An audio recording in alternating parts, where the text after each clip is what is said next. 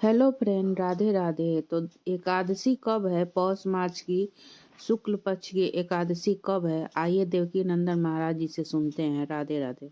पक्ष की एकादशी कब है, 9 को या 10 को? और इसकी सुंदर कथा क्या है? धर्मराज के पूछने पर भगवान श्री कृष्ण बताते हैं पुत्रदा एकादशी बहुत ही लाभदायक है, मंगलमय है। जो लोग इसका व्रत करते हैं उनकी प्रत्येक मनोकामनाओं को ये पुत्रदा एकादशी पूर्ण करती है। और जिन गृहस्थों के यहाँ पर पुत्र न हो उनको तो ये एकादशी व्रत विशेषतः करना चाहिए। पूर्व समय में एक केतुमान नाम के राजा थे, बहुत धार्मिक राजा थे। धर्म में उनकी रुचि थी, उनके पास में राजपाट की कोई कमी नहीं थी। पर दुख इसी बात का था कि उनके घर में कोई संतान नहीं थी। उनकी पत्नी भी, रानी भी बहुत धार्मिक थी, पर कष्ट इसी बात का था कि पुत्र नहीं। वो मन ही मन इस बात से डरता था कि हमारे घर में पुत्र नहीं, और पुत्र के बिना गृहस्थ में अंधेरा ही होता है। उधर उस राजा के पितृगण भी, पितृलोक में बड़े दुखी होते थे। वो कहते थे इस राजा के बाद हमारा तर्पण कौन करेगा, श्राद्ध कौन करेगा। वो भी जब राजा श्राद्ध और तर्पण करता था तो वो रो रो के श्राद्ध स्वीकार करते थे, बड़े दुखी थे। एक दिन राजा बहुत दुखी हुआ और इस सोचा बिना पुत्र से गति लोके, इस लोक में बिना पुत्र की गति नहीं होगी।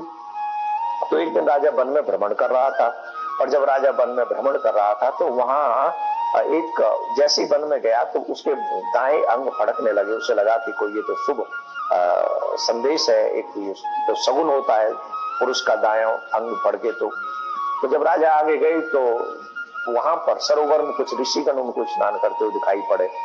तो उन ऋषियों को उन्होंने साष्टांग दंडवत किया। तो पूछा आप कौन है? तो उन्होंने बताया कि हम ऋषिगण हैं और हम आज पुत्रदा एकादशी के व्रत पे स्नान करने के लिए आए। राजन तुम कौन हो, बताओ तुम क्यों दुखी से लग रहे हो? तो उन्होंने कहा महाराज मेरे पितर रोते हैं, मेरा मन अशांत है, पुत्र के बिना घर में अंधेरा रहता है, कुछ भी समझ में नहीं आता। वो राजपाट, सुख संपत्ति, धन, वैभव, ऐश्वर्य सब कुछ समझ में नहीं आता, इससे मेरा मन हर्षित नहीं होता, मैं क्या करूं? तो ऋषियों ने कृपा करके केतुमान राजा से कहा कि पुत्र तुम दुखी मत हो, आज पुत्रदा एकादशी है, तुम आज व्रत करो और व्रत करके अपने इसी संकल्प को करो। संकल्प के साथ तुम व्रत करोगे तो ये एकादशी साधारण नहीं है।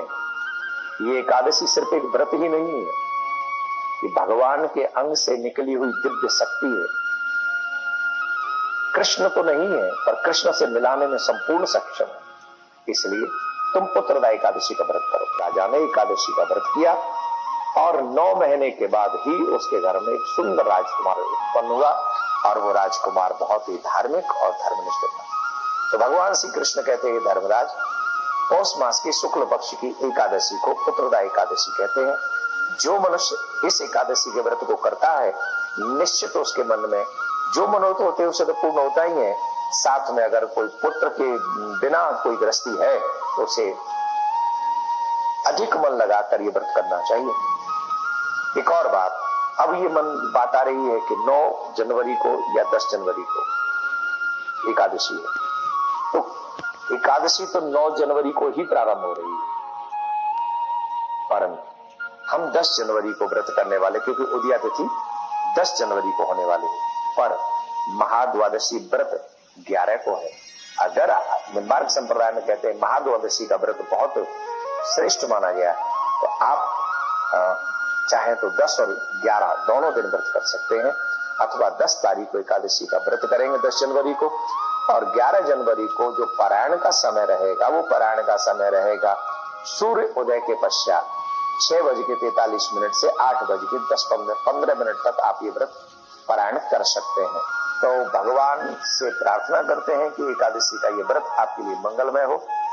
अगर पुत्र नहीं चाहिए, पुत्र भगवान ने ऑलरेडी आपको दे रखे हैं, तो जिनके पुत्र नहीं है उन तक ये वीडियो पहुंचाए, उनसे प्रयास करके ये व्रत करवाइए, और आपके पुत्रों को भगवान भक्त बनाए, संपन्न बनाए, सद्विचारों वाला बनाए, सदाचारी बनाए। ऐसी प्रार्थना करते हुए आप सबके लिए मंगल कामनाएं। राधे राधे। वीडियो कैसा लगा जरूर बताइएगा दोस्तों, और हम आपसे उम्मीद करते हैं कि यह देवकी नंदन जी महाराज का यह वीडियो आपको बहुत अच्छा लगेगा। राधे राधे फ्रेंड।